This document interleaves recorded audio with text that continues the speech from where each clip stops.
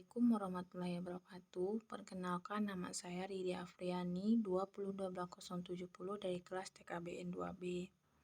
Di sini saya akan menjelaskan mengenai laju reaksi. Pertama, saya akan menjelaskan apa itu laju reaksi. Laju reaksi adalah perubahan konsentrasi reaktan atau produk terhadap waktu. Sedangkan hukum laju reaksi menyatakan bagaimana konsentrasi dari suatu reaktan akan mempengaruhi laju reaksi secara keseluruhan.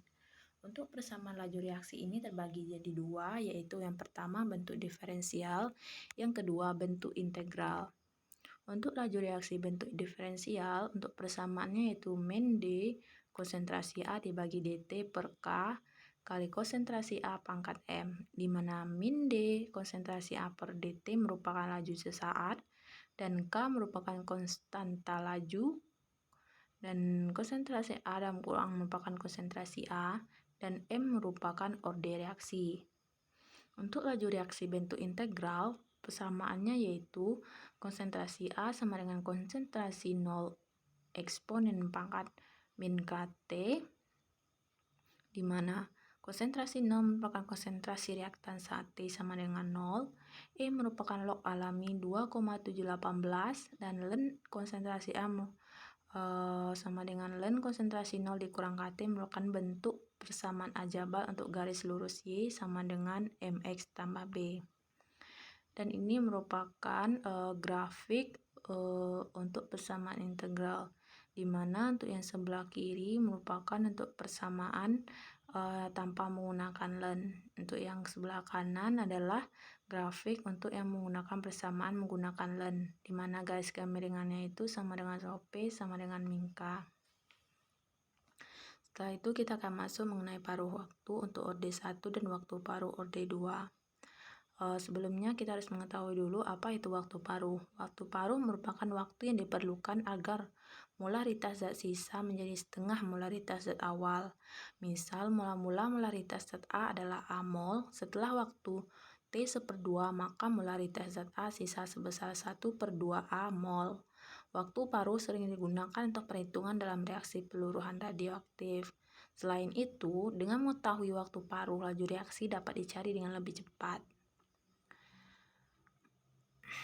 Untuk reaksi orde 1 diperoleh rumus yaitu ln konsentrasi 0 dibagi konsentrasi AT sama dengan KT, sehingga waktu paruh molaritasnya menjadi konsentrasi A0 dan dimasukkan ke dalam rumus.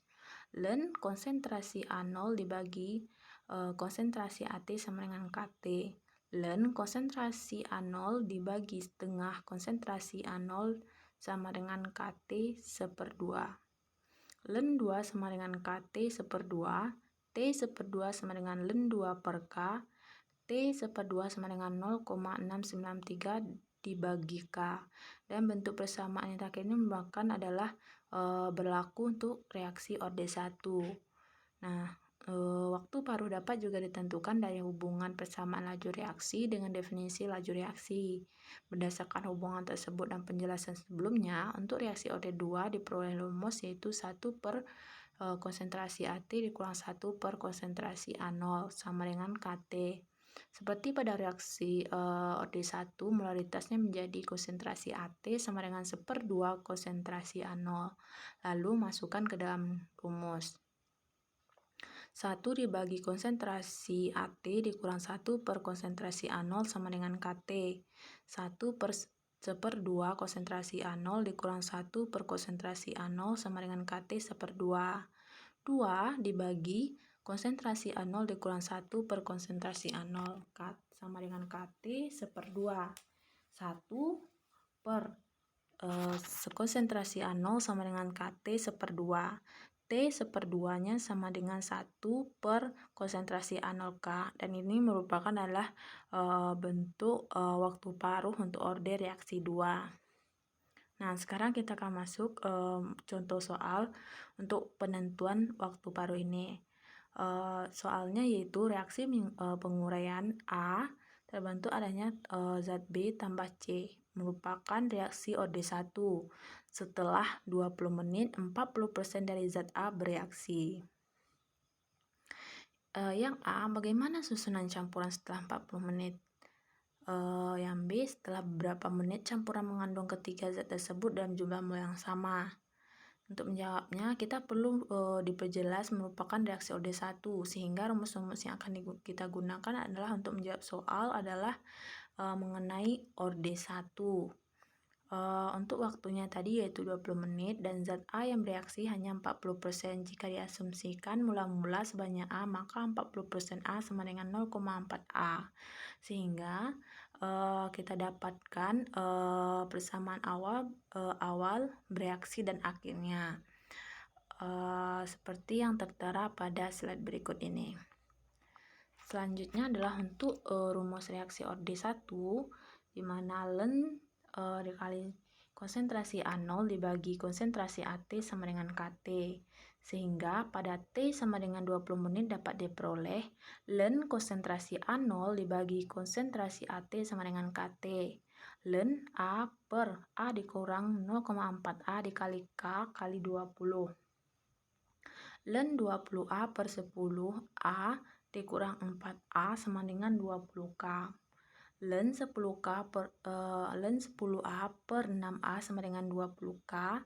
Ln 5 per 3 sama dengan 20K. Sehingga kita dapatkan untuk nilai K-nya adalah fraksi 1, 20, Ln 5 per 3. Dan untuk jawaban pertama yaitu bagian A pada T 40 menit, Ln konsentrasi A0 dibagi konsentrasi AT sama dengan KT. Ln A per A dikurang X sama dengan fraksi 1, 20 Ln 5 per 3 dikali 40. Ln A per A dikurang X sama dengan 2 Ln 5 per 3.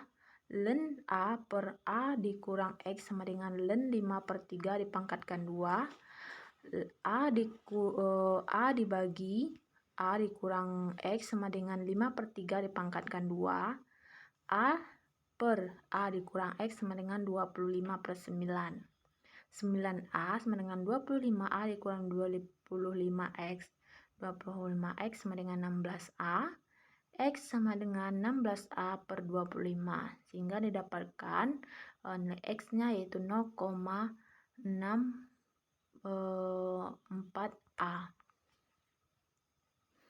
Zat yang bereaksi setelah T40 adalah 0,64 A-mol. Zat A yang tinggal sebanyak yaitu A-mol dikurang 0,4 mol sama dengan 0,36 A-mol. Zat B dan C yang terbentuk masing-masing adalah 0,64 A-mol.